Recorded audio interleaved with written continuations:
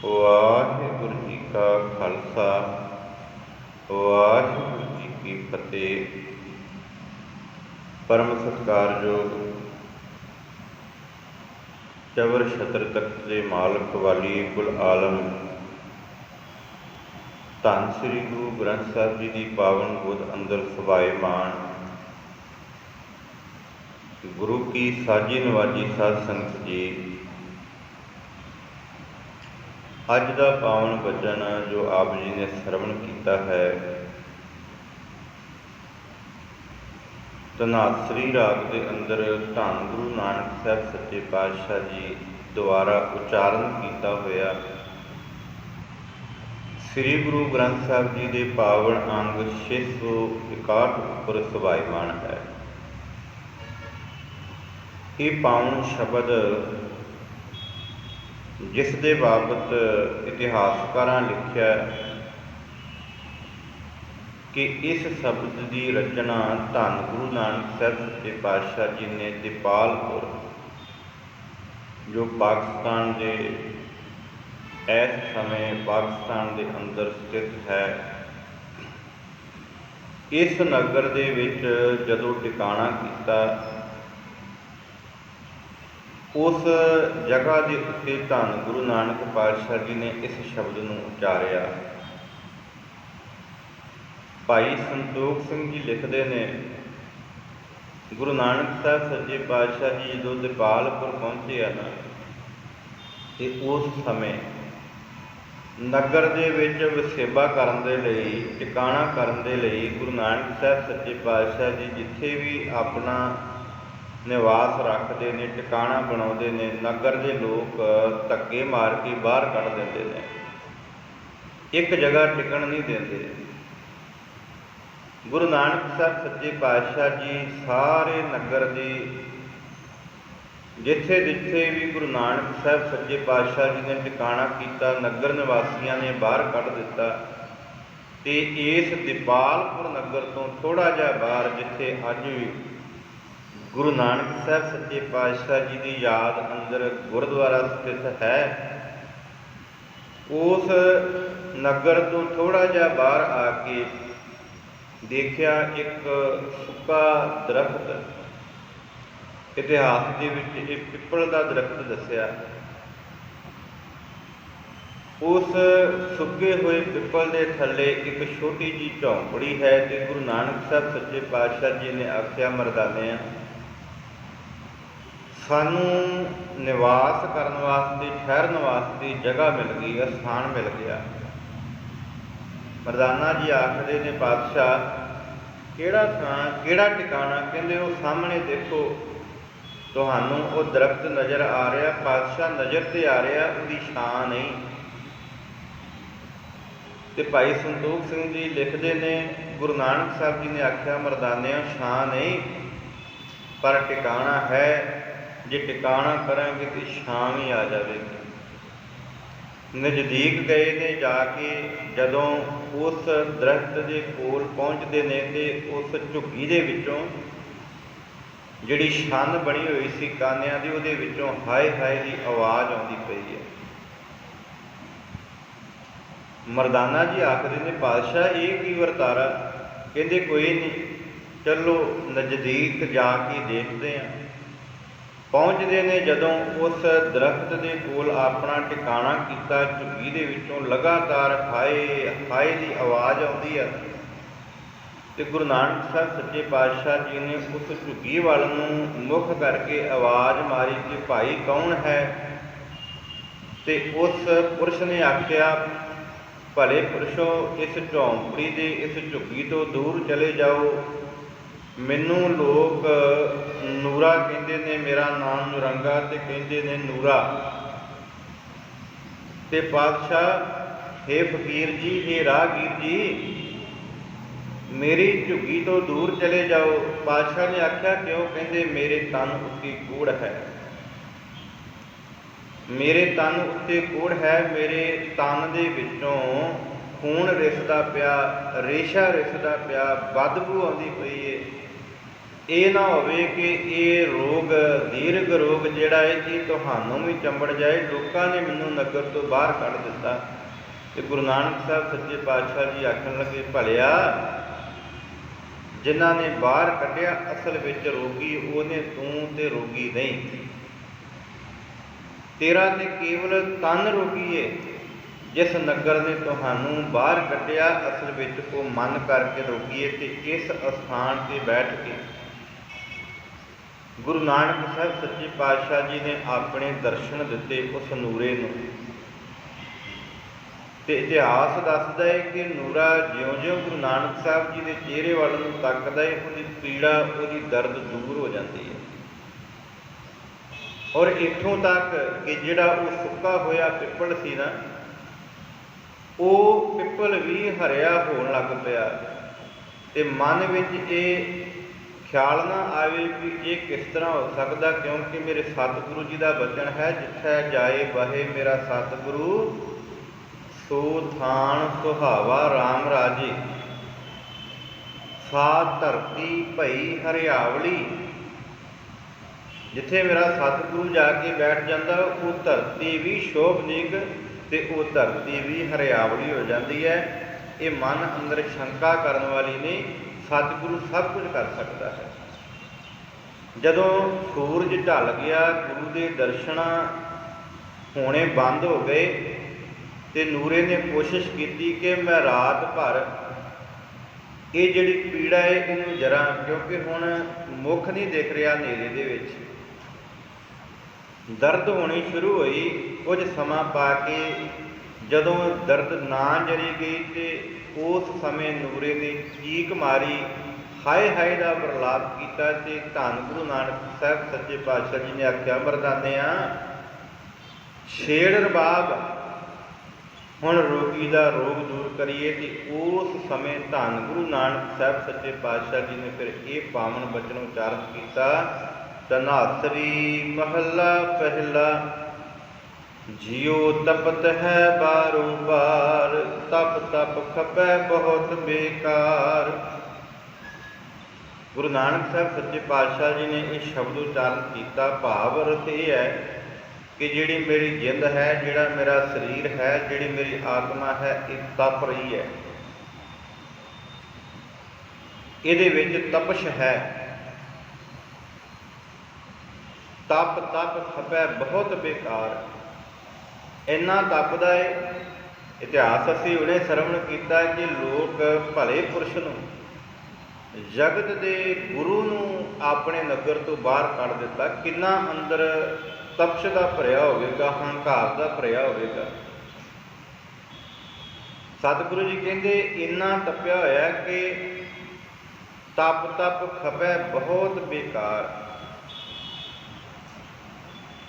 ਇੰਨਾ ਜ਼ਿਆਦਾ ਖਪਿਆ ਪਿਆ ਕਿ ਫਾਲਤੂ ਦੀਆਂ ਗੱਲਾਂ ਜਿਹੜੀਆਂ ਮੁੱਖ ਦੇ ਵਿੱਚੋਂ ਨਿਕਲਦੀਆਂ ਪਈਆਂ ਨੇ।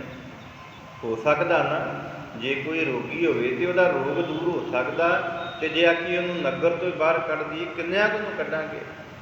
ਸਤਿਗੁਰੂ ਜੀ ਕਹਿੰਦੇ ਅਸਲ ਵਿੱਚ ਇਹ ਹੋਇਆ ਕੀ ਹੈ, ਇਹ ਤਪਸ਼ ਦਾ ਕਾਰਨ, ਇਹ ਰੋਲਣ ਦਾ ਕਾਰਨ, ਵਾਧੂ ਦੀਆਂ ਜਿਹੜੀਆਂ ਬੇਫਾਲਤੂ ਅਸੀਂ ਗੱਲਾਂ ਕਰਦੇ, ਇਹਦਾ ਕਾਰਨ ਕੀ ਹੈ ਕਿ ਬਾਣੀ ਵਿਸਰ ਗਈ। ਜੈ ਤਨ ਬਾਣੀ ਵਿਸਰ ਜਾਏ। ਜਿਨ੍ਹਾਂ ਦੇ ਅੰਦਰੋਂ ਬਾਣੀ ਵਿਸਰ ਜਾਏ, ਹੇ ਨੂਰਿਆ, ਅਸਲ ਵਿੱਚ ਰੋਗੀ ਉਹਨੇ, ਤੇਰਾ ਤੇ ਤਨ ਰੋਗੀ, ਉਹਨਾਂ ਦਾ ਮਨ ਰੋਗੀ ਹੈ। ਜਿਉਂ ਪੱਕਾ ਰੋਗੀ ਬੁਲਾਏ, ਇਹ ਪੱਕਾ ਰੋਗੀ ਹੈ ਜੀ, ਕੋੜ ਦਾ ਰੋਗ, ਜਿਹੜਾ ਕਦੇ ਕਹਿੰਦੇ ਠੀਕ ਨਹੀਂ ਹੋ ਸਕਦਾ, ਪਰ ਠੀਕ ਹੋ ਸਕਦਾ ਜੇ ਸਤਿਗੁਰੂ ਕਿਰਪਾ ਕਰੇ। ਜੇ ਸ਼ਰਧਾ ਮਨ ਵਿੱਚ ਆ ਜਾਵੇ ਨਾ, ਤੇ ਫਿਰ ਮਨੁੱਖ ਜਿਹੜਾ ਵਾ ਉਹ ਇਹ ਸਭ ਕੁਝ ਸਤਿਗੁਰੂ ਦੇ ਦਰ ਤੋਂ ਪ੍ਰਾਪਤ ਕਰਕੇ ਆਪਣੇ ਤਨ ਦਾ ਵੀ ਤੇ ਆਪਣੇ ਮਨ ਦਾ ਵੀ ਰੋਗ ਦੂਰ ਕਰ ਸਕਦਾ। ਧੰਨ ਗੁਰੂ ਅਰਜਨ ਸਾਹਿਬ ਸੱਚੇ ਪਾਤਸ਼ਾਹ ਜੀ ਨੂੰ ਅਸੀਂ ਜਦੋਂ ਪੜ੍ਹਦੇ ਹਾਂ ਨਾ, ਸੁਖਮਣੀ ਸਾਹਿਬ ਸਿਮਰੋ ਸਿਮਰ ਸਿਮਰ ਸੁਖ ਪਾਵੋ, ਕਲ ਕਲੇਸ਼ ਤਨ ਮਾਏ ਮਿਟਾਵੋ। ਇੱਥੇ ਤਨ ਦੀ ਗੱਲ ਕੀਤੀ। ਕਈ ਵਾਰ ਅਸੀਂ ਸੁਣਦੇ ਹੋਵਾਂਗੇ ਕਿ ਬਾਣੀ ਮਨ ਨੂੰ ਹੀ ਸਮਝਾਉਂਦੀ ਹੈ, ਮਨ ਨੂੰ ਹੀ ਤਗੜਾ ਕਰਦੀ ਹੈ। ਗੁਰੂ ਅਰਜਨ ਸਾਹਿਬ ਸੱਚੇ ਪਾਤਸ਼ਾਹ ਜੀ ਬਖਸ਼ਿਸ਼ ਕਰਦੇ ਨੇ ਕਿ ਭਲਿਓ, ਕੇਵਲ ਮਨ ਦਾ ਸਹਾਰਾ ਨਹੀਂ, ਇਹ ਤਨ ਦਾ ਸਹਾਰਾ ਵੀ। ਇਹ ਤਨ ਦੇ ਰੋਗ ਨੂੰ ਵੀ ਦੂਰ ਕਰਦੀ ਹੈ। ਇਸ ਕਰਕੇ ਸਤਿਗੁਰੂ ਜੀ ਨੇ ਬਖਸ਼ਿਸ਼ ਕੀਤੀ ਹੈ ਕਿ ਭਲਿਓ ਜਿਸ ਤਰ੍ਹਾਂ ਇੱਕ ਕੋੜ੍ਹ ਦਾ ਰੋਗੀ ਵਿਰਲਾਪ ਕਰਦਾ ਨਾ, ਇਸ ਤਰ੍ਹਾਂ ਉਹ ਲੋਕ ਜਿਨ੍ਹਾਂ ਦੇ ਅੰਦਰ ਅਹੰਕਾਰ ਦੀ ਅੱਗ ਹੈ, ਇਹ ਰੋਗ ਚੰਬੜੇ ਹੋਏ ਆ, 5 ਵਿਕਾਰ ਚੰਬੜੇ ਹੋਏ ਨੇ, ਕਾਮ, ਕ੍ਰੋਧ, ਲੋਭ, ਮੋਹ, ਹੰਕਾਰ, ਜਿਨ੍ਹਾਂ ਦੇ ਅੰਦਰ ਇਹਦੀ ਅੱਗ ਵਰੀ ਹੋਈ ਹੈ, ਭਲਿਓ ਉਹ ਇਸ ਜਗਤ ਦੇ ਵਿੱਚ ਭਲੇ ਪੁਰਸ਼ਾਂ ਨੂੰ, ਆਮ ਇਨਸਾਨ ਨੂੰ ਜਿਹੜਾ ਦੁਖੀ ਕਰਦੇ ਨੇ, ਅਸਲ ਵਿੱਚ ਉਹ ਰੋਗੀ ਨੇ। ਅਤੇ ਰੋਗ ਦਾ ਕਾਰਨ ਇਹ ਹੈ ਕਿ ਉਹਨਾਂ ਦੇ ਅੰਦਰੋਂ ਬਾਣੀ ਵਿਸਰ ਗਈ ਹੈ। ਅਗਲਾ ਬਚਨ ਹੈ ਸਤਿਗੁਰੂ ਜੀ ਦਾ ਰਹਾਉ ਵਾਲਾ, ਬਹੁਤਾ ਬੋਲਣ ਝੱਖਣ ਹੋਏ, ਵਿਣ ਬੋਲੇ ਜਾਣਿਆ ਸਭ ਸੋਏ। ਰਹਾਉ ਅਸਲ ਵਿੱਚ ਇੱਥੇ ਠਹਿਰਨ ਦੀ ਗੱਲ ਕੀਤੀ ਹੈ ਕਿ ਜੇ ਇਸ ਸ਼ਬਦ ਨੂੰ ਸਮਝਣਾ ਹੈ ਕਿ ਇਹ ਜਿਹੜੀ ਪੰਗਤੀ ਹੈ ਇਹ ਇਸ ਸ਼ਬਦ ਦਾ ਕੇਂਦਰੀ ਭਾਵ, ਬਹੁਤਾ ਬੋਲਣ ਝੱਖਣ ਹੋਏ, ਅੰਦਰ ਗਿਆਨ ਨਾ ਹੋਵੇ ਅਤੇ ਐਵੇਂ ਗਿਆਨ ਦੀਆਂ ਗੱਲਾਂ ਕਰੀ ਜਾਣੀਆਂ, ਸਿਮਰਨ ਨਾ ਹੋਵੇ ਅਤੇ ਕਹੀ ਜਾਣਾ ਸਿਮਰਨ ਦੀਆਂ ਗੱਲਾਂ ਕਰੀ ਜਾਣੀਆਂ ਕਿ ਸਿਮਰਨ ਕਰਨਾ ਬਹੁਤ ਵਧੀਆ ਗੱਲ ਹੈ, ਵਾਹਿਗੁਰੂ ਵਾਹਿਗੁਰੂ ਜਪਣਾ ਬਹੁਤ ਵਧੀਆ ਗੱਲ ਹੈ, ਪਰ ਉਸ ਕਰਮ ਨੂੰ ਕਰਨਾ ਨਹੀਂ। ਸਤਿਗੁਰੂ ਜੀ ਕਹਿੰਦੇ ਭਲੇ ਕਰਮਾਂ ਦੀ ਗੱਲ ਕਰਨੀ, ਰੌਲਾ ਪਾਈ ਜਾਣ, ਪਰ ਆਪ ਕਰਨਾ ਨਹੀਂ। ਅਸਲ ਵਿੱਚ ਇਹ ਐਸਾ ਜਿਹੜਾ ਇਨਸਾਨ ਹੈ ਉਹਦਾ ਬੋਲਿਆ ਹੋਇਆ ਇੱਕ ਇੱਕ ਸ਼ਬਦ ਜਿਹੜਾ ਵਾ ਉਹ ਵਿਅਰਥ ਹੈ। ਬਹੁਤਾ ਬੋਲਣ, ਐਵੇਂ ਬੋਲੀ ਜਾਣਾ, ਕੰਮ ਕਰਨਾ ਨਾ। ਕਈ ਵਾਰ ਅਸੀਂ ਵੇਖਦੇ ਹਾਂ ਐਸੇ ਇਨਸਾਨ ਵੀ ਆਪ ਦੇ ਹੱਥੀਂ ਕੁਛ ਕਰਦਾ ਨਹੀਂ ਅਤੇ ਜਿਹੜਾ ਕਰ ਰਿਹਾ ਉਹਨੂੰ ਪ੍ਰੇਰਨਾ ਦੇਈ ਜਾਣੀ ਪਈ, ਐਉਂ ਕਰਦੇ ਜਿਉਂ ਕਰਦੇ। ਅਸਲ ਵਿੱਚ ਜਿਹੜਾ ਮਨੁੱਖ ਸਹੀ ਰਸਤੇ 'ਤੇ ਚੱਲਦਾ, ਨਾਮ ਬਾਣੀ ਦਾ ਅਭਿਆਸ ਕਰਦਾ, ਉਹ ਆਪ ਕਰਦਾ ਏ ਅਤੇ ਉਸ ਤੋਂ ਬਾਅਦ ਦੂਸਰਿਆਂ ਨੂੰ ਉਪਦੇਸ਼ ਕਰਦਾ। ਜਿਸ ਤਰ੍ਹਾਂ ਧੰਨ ਗੁਰੂ ਨਾਨਕ ਸਾਹਿਬ ਸੱਚੇ ਪਾਤਸ਼ਾਹ ਜੀ ਨੇ ਇਹ ਧਰਮ ਚਲਾ ਕੇ ਰੀਤ ਚਲਾਈ। ਪਹਿਲਾਂ ਕੀ ਸੀ ਜੀ, ਬ੍ਰਾਹਮਣ ਆਪ ਕੁਝ ਨਹੀਂ ਸੀ ਕਰਦਾ, ਪਰ ਆਪਣੇ ਜਿਹੜੇ ਮੰਨਣ ਵਾਲੇ ਸਨ, ਉਹਦੇ ਜਿਹੜੇ ਪੈਰੋਕਾਰ ਸਨ, ਉਹਨਾਂ ਨੂੰ ਉਪਦੇਸ਼ ਦੇ ਦੇ ਕੇ ਤੁਸੀਂ ਵੇਦਾਂ ਨੂੰ ਮੰਨ ਕੇ ਉਹਦੇ ਅਨੁਸਾਰ ਜੰਤਰ ਮੰਤਰ ਤੰਤਰ ਜੋ ਵੀ ਆ ਉਹ ਕਰਨਾ ਕਰੋ। ਇਹ ਸਾਰਾ ਕੁਝ ਪਹਿਲਾਂ ਗੁਰੂ ਨਾਨਕ ਸਾਹਿਬ ਜੀ ਤੋਂ ਸੀ। ਕਾਜੀ ਨਵਾਜ਼ ਅਦਾ ਕਰਦਾ ਸੀ, ਪਰ ਉਹਦੇ ਕਾਜੀਆਂ ਵਾਲੇ ਗੁਣ ਕੋਈ ਨਹੀਂ ਸੀ। ਗੁਰੂ ਨਾਨਕ ਸਾਹਿਬ ਸੱਚੇ ਪਾਤਸ਼ਾਹ ਜੀ ਕਹਿੰਦੇ ਨਹੀਂ, ਇਸ ਧਰਤੀ ਦੇ ਉੱਤੇ ਪਹਿਲਾਂ ਆਪ ਕਰਮ ਕਰ ਤੇ ਫਿਰ ਕਿਸੇ ਨੂੰ ਉਪਦੇਸ਼ ਦੇ। ਜਿਹੜਾ ਦੂਸਰੇ ਨੂੰ ਉਪਦੇਸ਼ ਕਰਦਾ ਨਾ, ਉਹ ਇਸ ਧਰਤੀ ਦੇ ਉੱਤੇ ਉਸ ਤਰ੍ਹਾਂ ਹੈ ਜਿਸ ਤਰ੍ਹਾਂ ਇੱਕ ਮਨੁੱਖ ਜੰਮ ਪਿਆ ਅਤੇ ਫਿਰ ਉਹ ਮਰ ਜਾਂਦਾ ਹੈ। ਅਵਰ ਉਪਦੇਸ਼ ਹੈ ਆਪ ਨਾ ਕਰੇ, ਆਵਤ ਜਾਵਤ ਜਨਮੈ ਮਰੇ। ਉਹਦਾ ਆਉਣਾ ਜਾਣਾ ਲੱਗਿਆ ਰਹਿੰਦਾ। ਅਤੇ ਸਤਿਗੁਰੂ ਜੀ ਬਖਸ਼ਿਸ਼ ਕਰ ਦਿੰਦੇ ਕਿ ਜਿਹੜਾ ਇਸ ਧਰਤੀ 'ਤੇ ਆ ਕੇ ਆਪ ਕੋਈ ਕਰਮ ਕਰਦਾ ਨਹੀਂ ਅਤੇ ਗੱਲਾਂ ਬਾਤਾਂ ਦੇ ਨਾਲ ਦੂਸਰਿਆਂ ਨੂੰ ਉਪਦੇਸ਼ ਕਰਦਾ, ਉਹਦਾ ਬੋਲਣਾ ਸਦਾ ਬੇਕਾਰ ਹੈ। ਬਹੁਤਾ ਬੋਲਣ ਝੱਖਣ ਹੋਏ, ਵਿਣ ਬੋਲੇ ਜਾਣਿਆ ਸਭ ਸੋਏ। ਉਹ ਤੇ ਪਰਮਾਤਮਾ ਤੁਹਾਡੇ ਬੋਲਣ ਤੋਂ ਬਗੈਰ ਹੀ ਤੁਹਾਡੀ ਰਮਜ ਪਛਾਣ ਲੈਂਦਾ। ਉਹ ਤੇ ਤੁਹਾਡੇ ਬੋਲਣ ਤੋਂ ਬਗੈਰ ਹੀ ਤੁਹਾਡੇ ਅੰਦਰ ਦੀ ਵੇਦਨ ਨੂੰ ਪਛਾਣ ਲੈਂਦਾ। ਵਿਣ ਬੋਲਿਆ ਸਭ ਕੁਛ ਜਾਣਦਾ। ਤੁਹਾਡੇ ਬੋਲਣ ਤੋਂ ਬਗੈਰ ਹੀ ਉਹ ਤੁਹਾਡੇ ਅੰਦਰ ਦੀ ਜਾਣਨ ਦੀ ਸ਼ਕਤੀ ਉਹ ਰੱਖਦਾ ਹੈ। ਇਸ ਕਰਕੇ ਸਤਿਗੁਰੂ ਜੀ ਬਖਸ਼ਿਸ਼ ਕਰਦੇ ਨੇ ਕਿ ਭਲਿਓ ਬਿਨਾਂ ਬੋਲਣ ਤੋਂ, ਕਿਉਂਕਿ ਐਸਾ ਇਤਿਹਾਸ ਵਿੱਚ ਵਰਤਿਆ ਹੈ। ਗੁਰੂ ਅਰਜਨ ਸਾਹਿਬ ਸੱਚੇ ਪਾਤਸ਼ਾਹ ਜੀ ਅੰਮ੍ਰਿਤਸਰ ਦੀ ਧਰਤੀ 'ਤੇ ਬਿਰਾਜਮਾਨ ਨੇ। ਉਸ ਥਾਂ ਦੇ ਉੱਤੇ ਦੋ ਗੁਰੂ ਘਰ ਦੇ ਕੀਰਤਨੀਏ ਭਾਈ ਸੱਤਾ ਅਤੇ ਬਲਵੰਡ ਜੀ, ਬਹੁਤਾ ਬੋਲਣ ਝੱਖਣ ਹੋਏ, ਵਿਣ ਬੋਲੇ ਜਾਣਿਆ ਸਭ ਸੋਏ। ਕੀਰਤਨ ਕਰਦੇ ਨੇ। ਸਮਾਂ ਆਇਆ, ਇਤਿਹਾਸਕਾਰਾਂ ਲਿਖਿਆ ਕਿ ਜਦੋਂ ਭਾਈ ਸੱਤੇ ਦੇ ਘਰੋਂ ਉਹਦੇ ਲੜਕੀ ਦੀ ਸ਼ਾਦੀ ਸੀ ਤੇ ਸਤਿਗੁਰੂ ਧੰਨ ਗੁਰੂ ਅਰਜਨ ਸਾਹਿਬ ਸੱਚੇ ਪਾਤਸ਼ਾਹ ਜੀ ਨੂੰ ਕਹਿਣ ਲੱਗੇ, ਪਾਤਸ਼ਾਹ ਤੁਹਾਡੇ ਘਰ ਦੇ ਕੀਰਤਨੀ ਆ, ਧੀ ਦਾ ਵਿਆਹ, ਤੇ ਲੋੜਵੰਦ ਹਮੇਸ਼ਾ ਆਪਣੇ ਗੁਰੂ ਤੋਂ ਮੰਗਦਾ, ਤੇ ਪਾਤਸ਼ਾਹ ਕਿਰਪਾ ਕਰੋ ਸਾਨੂੰ ਸਾਡੀ ਸਹਾਇਤਾ, ਸਾਡੀ ਮਦਦ ਕਰੋ। ਗੁਰੂ ਸਾਹਿਬ ਕਹਿੰਦੇ ਕਿ ਸਭ ਕੁਝ ਤੁਹਾਡਾ, ਤੁਸੀਂ ਗੁਰੂ ਘਰ ਦੇ ਕੀਰਤਨੀ ਹੈ ਜੀ, ਜਿੰਨਾ ਵੀ ਸਮਾਨ ਚਾਹੀਦਾ, ਰਸਤਾਂ ਬਸਤਾਂ ਚਾਹੀਦੀਆਂ, ਜੋ ਵੀ ਜ਼ਰੂਰਤ ਹੈ ਸਾਰੀਆਂ ਤੁਸੀਂ ਲਿਜਾ ਸਕਦੇ ਜੀ। ਤੇ ਮਨ ਵਿੱਚ ਲਾਲਚ ਆ ਗਿਆ, ਕਹਿੰਦੇ ਨਹੀਂ ਪਾਤਸ਼ਾਹ ਅਸੀਂ ਗੁਰੂ ਘਰੋਂ ਇਸ ਤਰ੍ਹਾਂ ਕੁਝ ਨਹੀਂ ਖੜਦੇ, ਮੰਨ ਲਓ ਜਿਸ ਤਰ੍ਹਾਂ ਹੁਣ ਐਤਵਾਰ ਸੰਗਤ ਆਉਂਦੀ ਹੈ ਬੜੀ, ਦਿਨ ਚੁਣ ਲਿਆ ਕਿ ਫਲਾਣੇ ਦਿਨ, ਉਸ ਦਿਨ ਦੀ ਪੂਰੀ ਜਿਹੜੀ ਕਮਾਈ ਹੈ, ਜੋ ਭੇਟਾ ਹੈ ਗੁਰੂ ਦੀਆਂ ਸੰਗਤਾਂ ਲੈ ਕੇ ਆਉਂਦੀਆਂ, ਉਹ ਸਾਰੀ ਅਸੀਂ ਲੈਣੀ ਹੈ। ਤੇ ਸਮਾਂ ਇਸ ਤਰ੍ਹਾਂ ਦਾ ਆਇਆ ਕਿ ਜਿਸ ਦਿਨ ਉਹਨਾਂ ਨੇ ਸਾਰੀ ਉਹ ਭੇਟਾਵਾਂ ਲੈਣੀਆਂ ਸਨ ਜੋ ਸ਼ਰਧਾ ਵਸ ਸੰਗਤਾਂ ਲੈ ਕੇ ਆਉਂਦੀਆਂ ਨੇ, ਉਸ ਦਿਨ ਇੰਨੀ ਬਰਸਾਤ ਤੇ ਇੰਨੀ ਹਨੇਰੀ ਆਈ ਕਿ ਸੰਗਤਾਂ ਉਨੀਆਂ ਪੁੱਜੀਆਂ ਨਾ ਤੇ ਵਟਕ ਘੱਟ ਹੋ ਗਈ, ਧਨ ਘੱਟ ਆਇਆ। ਹੁਣ ਮਨ ਲਾਲਚ ਵਿੱਚ ਸੀ, ਜੇ ਸਤਿਗੁਰੂ ਜੀ ਦੇ ਕਹੇ ਅਨੁਸਾਰ ਪਾਤਸ਼ਾਹ ਤੇਰਾ ਹੁਕਮ ਹੈ ਤੇ ਅਸਾਂ ਨੂੰ ਜੋ ਚਾਹੀਦਾ, ਅੱਜ ਵੀ ਹੁੰਦਾ ਨਾ ਜੀ, ਕਈ ਸੱਜਣ ਐਸੇ ਨੇ ਜਿਹੜੇ ਲੋੜਵੰਦ ਧੀਆਂ ਦੇ ਵਿਆਹ ਕਰਾਉਂਦੇ ਨੇ,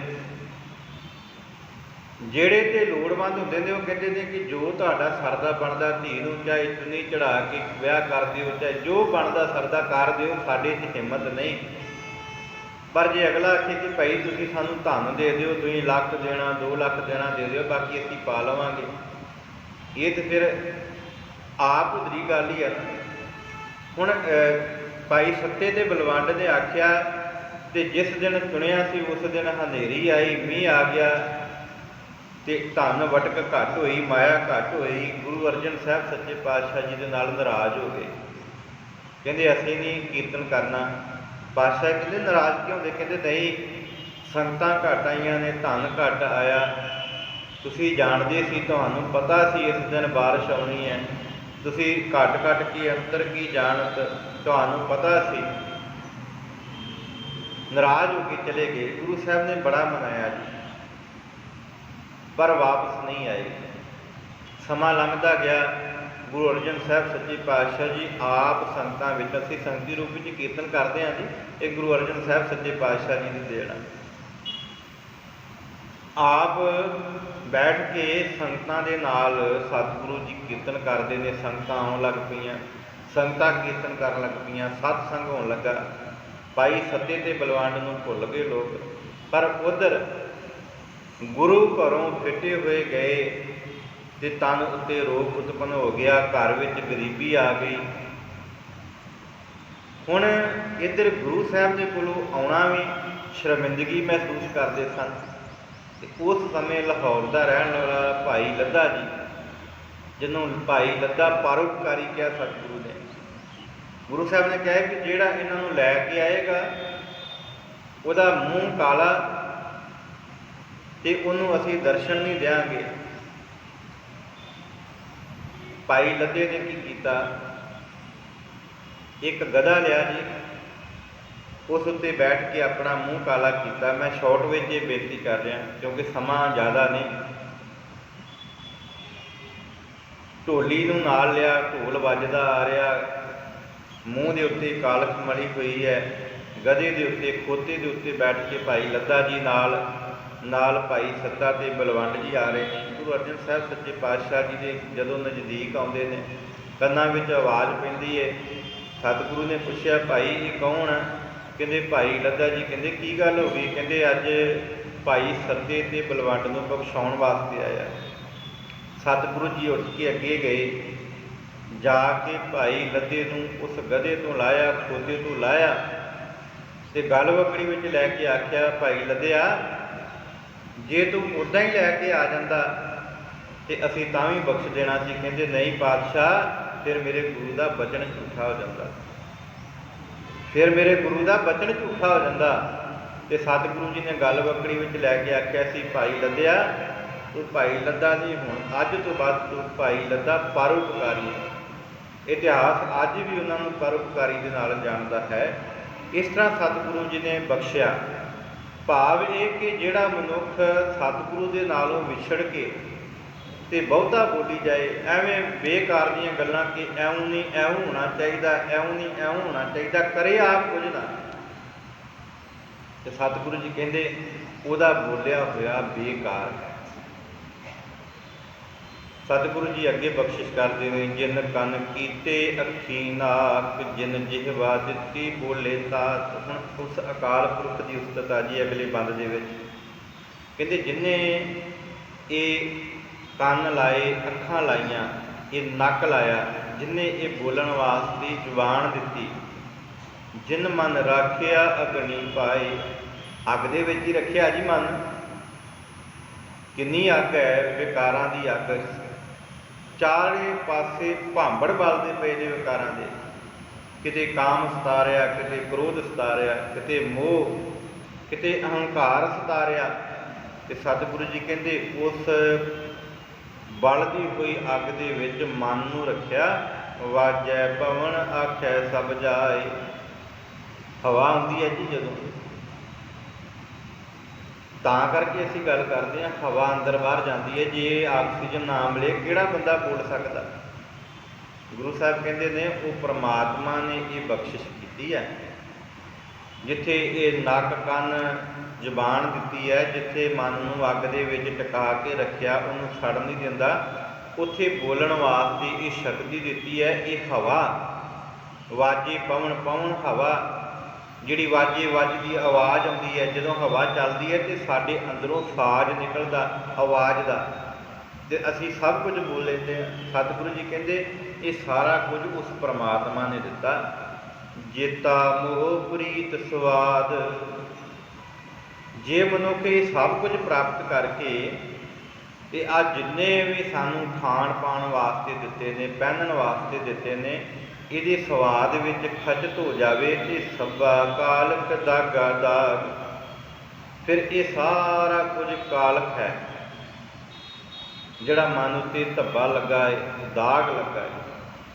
ਤੇ ਸਤਿਗੁਰੂ ਜੀ ਅੱਗੇ ਬਖਸ਼ਿਸ਼ ਕਰਦੇ ਨੇ, ਦਾਗ ਦੋਸ ਮੋਏ ਚੱਲਿਆ ਲਾਏ। ਹੁਣ ਇਹ ਜਿਹੜੇ ਦੋਸ਼ ਨੇ, ਇਹ ਦਾਗ ਨੇ, ਮੇਰੇ ਮਨ ਉੱਤੇ ਲੱਗ ਗਏ।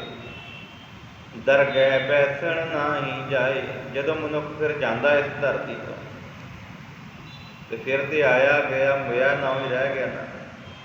ਜੰਮਿਆ, ਖੇਡਿਆ, ਮੱਲਿਆ, ਮਰ ਗਿਆ, ਕਿਹਨੇ ਯਾਦ ਕੀਤਾ? ਯਾਦ ਕੇਵਲ ਉਹੀ ਰਹਿੰਦਾ ਜਿਹੜਾ ਰੱਬ ਦੀ ਬੰਦਗੀ ਕਰਦਾ, ਜਿਹੜਾ ਉਹਦੀ ਬੰਦਗੀ ਦੇ ਵਿੱਚ ਜੁੜਦਾ। ਲੋਕ ਕਹਿੰਦੇ ਉਹ ਭਲਾ ਇਨਸਾਨ ਸੀ।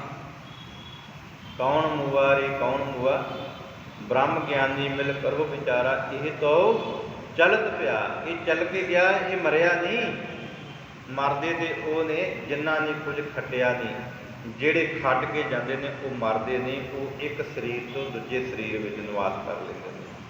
ਉਹ ਜਗ੍ਹਾ ਜਿਹੜੀ ਹੈ ਉਹ ਤਬਦੀਲ ਕਰਦੇ ਨੇ, ਉਹ ਮਰਦੇ ਨਹੀਂ। ਅਸੀਂ ਆਪਣੇ ਇਤਿਹਾਸ ਦੇ ਵਿੱਚ ਯੋਧਿਆਂ ਨੂੰ ਯਾਦ ਕਰਦੇ ਹਾਂ। ਇਸ ਕਰਕੇ ਸਤਿਗੁਰੂ ਜੀ ਬਖਸ਼ਿਸ਼ ਕਰਦੇ ਨੇ ਕਿ ਭਲਿਓ ਇਹ ਦਾਗ ਦੋਸ਼ ਕਰਕੇ ਇਸ ਧਰਤੀ ਦੇ ਉੱਤੇ ਜਦੋਂ ਅਸੀਂ ਚਲੇ ਜਾਂਦੇ ਹਾਂ, ਸਾਡੇ ਉੱਤੇ ਮਾੜੇ ਕਰਮਾਂ ਦੇ ਦਾਗ ਲੱਗਦੇ ਨੇ, ਤੇ ਫਿਰ ਉਸ ਦੀ ਦਰਗਾਹ ਵਿੱਚ ਬੈਠਣ ਨੂੰ ਜਗ੍ਹਾ ਨਹੀਂ ਮਿਲਦੀ। ਸਤਿਗੁਰੂ ਜੀ ਨੇ ਫਿਰ ਅੱਗੇ ਬਖਸ਼ਿਸ਼ ਕੀਤੀ ਹੈ ਕਿ ਇਹ ਨਾ ਹੋਏ ਤੁਸੀਂ ਨਿਵਾਣ ਵੱਲ ਨੂੰ ਚਲੇ ਜਾਓ ਕਿ ਅਸੀਂ ਮਾੜੇ ਕਰਮ ਕੀਤੇ, ਹੁਣ ਕੋਈ ਰਾਹ ਨਹੀਂ। ਸਤਿਗੁਰੂ ਕਹਿੰਦੇ ਕਰਮ ਮਿਲੈ ਆਖਣ ਤੇਰਾ ਨਾਮ। ਤੇਰੇ ਕਰਮ ਨੇ, ਤੈਨੂੰ ਸਤਿਗੁਰੂ ਨੇ ਕਰਮ ਦਿੱਤੇ ਨੇ, ਤੇ ਜੇ ਚੰਗੇ ਬਣਾ ਲਏ ਤੇ ਫਿਰ ਉਹਦਾ ਨਾਂ ਤੈਨੂੰ ਯਾਦ ਆਵੇਗਾ, ਹਰ ਗੱਲ ਦੇ ਵਿੱਚ ਯਾਦ ਆਵੇਗਾ। ਜਿੱਤ ਲੱਗ ਤਰਨਾ ਹੋਰ ਨਹੀਂ ਥਾਉ, ਜਿਹਦੇ ਨਾਲ ਜੁੜ ਕੇ ਤਰਿਆ ਜਾ ਸਕਦਾ। ਪਾਣੀ ਹੈ ਜੀ, ਪਾਣੀ ਦੇ ਵਿੱਚ ਜੇ ਤਰਨਾ ਹੋਵੇ ਜਾਂ ਤਾਂ ਫਿਰ ਤੈਰਾਕੀ ਸਿੱਖਣੀ ਪਵੇਗੀ, ਤਰਨ ਦੀ ਯਾਦ ਸਿੱਖਣੀ ਪਵੇਗੀ, ਤੇ ਨਹੀਂ ਤੇ ਫਿਰ ਆਸਰਾ ਲੈਣਾ ਫਿਰ ਬੇੜੀ ਦਾ। ਬੇੜੀ ਦੇ ਵਿੱਚ ਨਾਲ ਬੈਠਾ ਹੋਏ ਮਲਾਹ, ਤੇ ਉਸ ਦਰਿਆ ਨੂੰ, ਉਸ ਸਮੁੰਦਰ ਨੂੰ ਅਸੀਂ ਪਾਰ ਕਰ ਸਕਦੇ ਹਾਂ। ਸਤਿਗੁਰੂ ਜੀ ਕਹਿੰਦੇ ਜੇ ਤਰਨਾ ਹੈ ਤੇ ਫਿਰ ਉਹਦੇ ਨਾਲ ਜੁੜ ਜਾ, ਜਿਹੜਾ ਤੇਰੇ ਚੰਗੇ ਕਰਮ ਬਣਾ ਸਕਦਾ, ਜਿਹੜਾ ਆਪਣੇ ਨਾਮ ਦੇ ਨਾਲ ਜੋੜ ਕੇ ਤੈਨੂੰ ਉੱਚੀਆਂ ਚੁੱਕ ਸਕਦਾ। ਜੇ ਕੋ ਡੁੱਬੈ ਫਿਰ ਹੋਵੈ ਸਾਰ। ਜੇ ਕੋਈ ਡੁੱਬਦਾ ਹੈ ਨਾ, ਉਹ ਉਹਦੀ ਫਿਰ ਇੱਜ਼ਤ ਪੱਤ ਰੱਖਦਾ, ਉਹਨੂੰ ਬਚਾ ਲੈਂਦਾ। ਬਾਹਾਂ ਪਕੜ ਗੁਰ ਕਾਂਢਿਆ, ਗੁਰੂ ਬਾਂਹ ਪਕੜ ਕੇ ਬਾਹਰ ਕੱਢ ਲੈਂਦਾ। ਪਰ ਜੇ ਮਨੁੱਖ ਆਪਣੀ ਬਾਂਹ ਅੱਗੇ ਸਤਿਗੁਰੂ ਵੱਲ ਨੂੰ ਕਰੇ, ਜੇ ਆਖੇ ਕੱਛਾਂ ਵਿੱਚ ਬਾਹਾਂ ਲਈਆਂ ਤੇ ਆਖੇ ਮੇਰੀ ਕੋਈ ਬਾਂਹ ਫੜ ਲੈ, ਕੋਈ ਫੜ ਸਕਦਾ? ਜਦੋਂ ਤਰਲਾ ਲੈ ਕੇ ਕਿਸੇ ਨੂੰ ਆਵਾਜ਼ ਮਾਰਾਂਗੇ ਤੇ ਫਿਰ ਉਹ ਆਪ ਆਣ ਕੇ ਬਚਾਉਣ ਦਾ ਯਤਨ ਕਰਦਾ, ਪਰ ਸਤਿਗੁਰੂ ਤੇ ਪੂਰਾ ਹੈ। ਅਸੀਂ ਬਾਣੀ ਵਿੱਚ ਪੜ੍ਹਦੇ ਹਾਂ ਨਾ, ਸਤਿਗੁਰ ਪੂਰਾ ਵੈਦ ਹੈ, ਪੰਜੇ ਰੋਗ ਅਸਾਧ ਨਿਵਾਰੇ। ਉਹਨਾਂ ਸਾਰਿਆਂ ਰੋਗਾਂ ਨੂੰ ਜਿਹੜਾ ਨਾ ਉਹ ਪਕੜ ਕੇ ਠੀਕ ਕਰ ਦਿੰਦਾ। ਪੂਰਾ ਵੈਦ ਜੀ ਹੋਇਆ। ਇਸ ਕਰਕੇ ਸਤਿਗੁਰੂ ਜੀ ਕਹਿੰਦੇ ਜੇ ਕੋਈ ਡੁੱਬ ਰਿਹਾ ਨਾ, ਜੇ ਕੋਈ ਡੁੱਬੈ ਫਿਰ ਹੋਵੈ ਸਾਰ। ਨਿਰਾਸ਼ਾ ਵੱਲ ਨਹੀਂ ਹੋਣਾ। ਜੇ ਕੋਈ ਡੁੱਬ ਰਿਹਾ ਤੇ ਉਹਦਾ ਨਾਮ ਜਪੋ, ਉਹ ਸਤਿਗੁਰੂ ਆਪ ਬਾਂਹ ਪਕੜ ਕੇ ਬਾਹਰ ਕੱਢ ਲਵੇਗਾ। ਨਾਨਕ ਸਾਚਾ ਸਰਬ ਦਾ ਧਾਰ। ਤੇ ਜਿਹਦੀ ਬਾਂਹ ਪਕੜਨੀ ਹੈ ਉਹਦਾ ਨਾਮ ਸੱਚਾ ਹੈ। ਇਹ ਵਿਸ਼ਵਾਸ ਕਰਕੇ ਜਾਣਾ। ਇਹ ਨਹੀਂ ਕਿ ਮੱਥਾ ਟੇਕਿਆ ਤੇ ਚਲੇ ਗਏ ਤੇ ਮਨ ਵਿੱਚ ਹੀ ਸਮਝ ਲਿਆ ਪਤਾ ਨਹੀਂ ਸਤਿਗੁਰੂ ਕਰਨਯੋਗ ਹੈ ਕਿ ਨਹੀਂ, ਪਰਮਾਤਮਾ ਚਾਹੇ ਕਰੇ ਜਾਂ ਨਾ ਕਰੇ। ਗੁਰੂ ਸਾਹਿਬ ਕਹਿੰਦੇ ਨੇ ਭਲਿਓ ਉਹ ਸਰਬ ਦਾਤਾਰ, ਸਾਰਿਆਂ ਉੱਤੇ ਦਇਆ ਕਰਨ ਵਾਲਾ, ਸਾਰਿਆਂ ਨੂੰ ਦਾਤਾਂ ਦੇਣ ਵਾਲਾ ਹੈ। ਤੇ ਜੇ ਕਿਤੇ ਮਨੁੱਖ ਉਸ ਦੇ ਲੜ ਲੱਗ ਜਾਵੇ, ਸਮਝ ਜਾਏ ਕਿ ਉਹ ਇਸ ਧਰਤੀ ਦੇ ਉੱਤੇ ਸੱਚਾ ਹੈ ਤੇ ਉਹ ਇਸ ਧਰਤੀ ਦੇ ਇਸ ਭਵਜਲ ਸਮੁੰਦਰ ਦੇ ਵਿੱਚੋਂ ਬਾਹਰ ਕੱਢ ਸਕਦਾ ਹੈ। ਸਤਿਗੁਰੂ ਕਿਰਪਾ ਕਰੇ ਅੱਜ ਦੇ ਇਸ ਬਚਨ ਰਾਹੀਂ ਅਸੀਂ ਇਹ ਸਮਝ ਜਾਈਏ ਕਿ ਅਸਲ ਵਿੱਚ ਤਨ ਦਾ ਰੋਗੀ ਰੋਗੀ ਨਹੀਂ। ਜੇ ਮਨੁੱਖ ਮਨ ਦਾ ਰੋਗੀ ਏ ਤੇ ਇਸ ਧਰਤੀ ਦੇ ਉੱਤੇ ਉਸ ਤੋਂ ਭੈੜਾ ਮਨੁੱਖ ਕੋਈ ਨਹੀਂ। ਜੇ ਕਿਸੇ ਨੇ ਆਪਣੇ ਮਨ ਨੂੰ ਸਾਧ ਲਿਆ ਤੇ ਤਨ ਉੱਤੇ ਉੱਗਿਆ ਹੋਇਆ ਰੋਗ ਵੀ ਸਤਿਗੁਰੂ ਉਹਨੂੰ ਹਰਿਆ ਕਰ ਸਕਦਾ। ਹੋਈਆਂ ਬੇਅੰਤ ਫੁੱਲਾਂ ਦੀ ਖਿਮਾ। ਸਾਰੀ ਸੰਗਤ ਦਿਓ ਅਸੀਸ, ਗੁਰਫਤਿਹ ਦੇ ਨਾਲ ਸਾਂਝ ਬਣਾਓ। ਗੱਜ ਕੇ ਆਖੋ ਵਾਹਿਗੁਰੂ ਜੀ ਕਾ ਖਾਲਸਾ, ਵਾਹਿਗੁਰੂ ਜੀ ਕੀ ਫਤਿਹ।